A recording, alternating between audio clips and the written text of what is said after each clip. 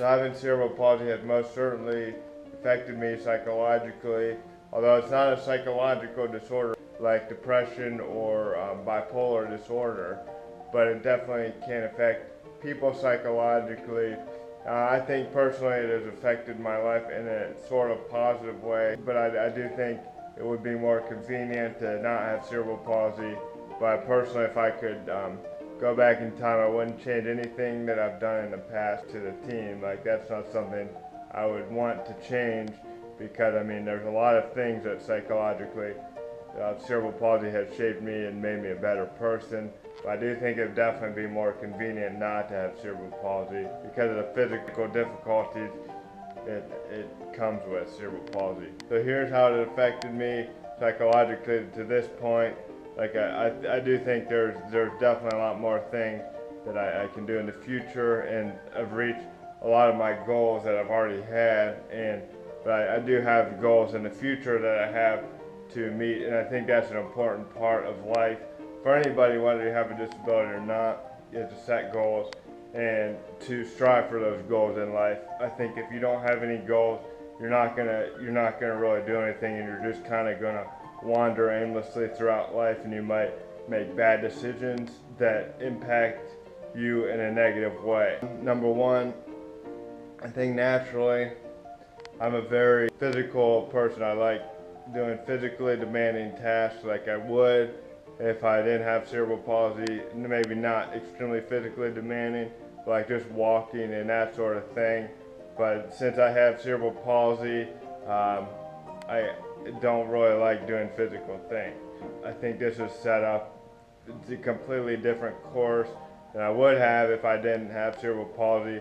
So basically I try to not necessarily avoid them, but I mean it's just like for career choices I don't really like to do physical demanding tasks. Psychologically it has affected me because I don't spend a lot of time doing physical demanding things.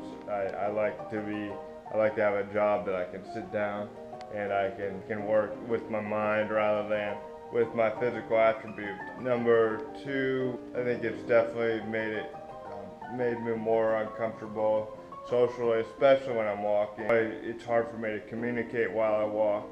I get shortness of breath very fast, even if I'm just walking next to one person and I'm talking. It's really hard for me to talk and walk at the same time.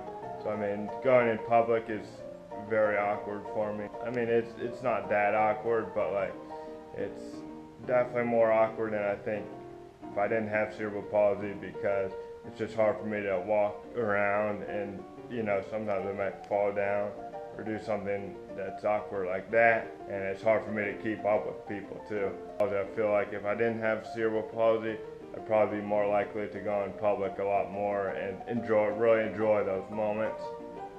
But because I have cerebral palsy, that's not something that I love doing. The third, how it has affected me, I feel like I'm a more competitive person.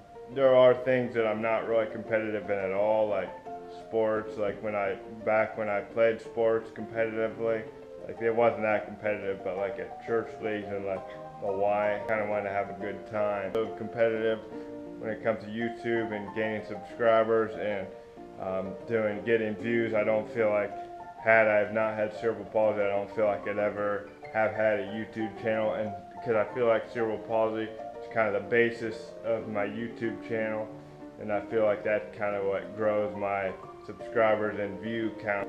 I would probably even be interested in YouTube had I not had cerebral palsy, because I wouldn't have like a human interest thing, which cerebral palsy seems to be.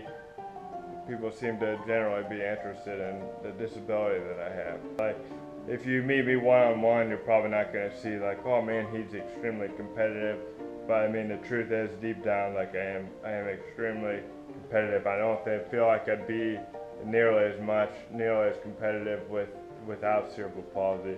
But I feel like also cerebral palsy could make people just be like, oh, I don't care in life. But I don't think that's a good way to live at all. So I mean, I think you have to have something that drives you. If you don't have something that drives, like that can be very detrimental to your life psychologically. I feel like doing physical activities are always great.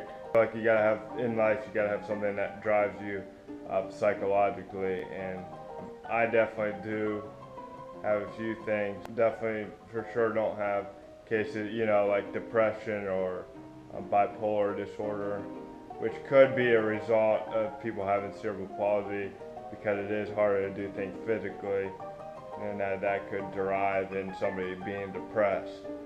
It's harder to make friends as easy because it's harder to communicate when you walk. Fortunately for me, those aren't really the things that drive me a lot in life. So I think if you have cerebral palsy, you want to find something that drives you that doesn't revolve around your disability.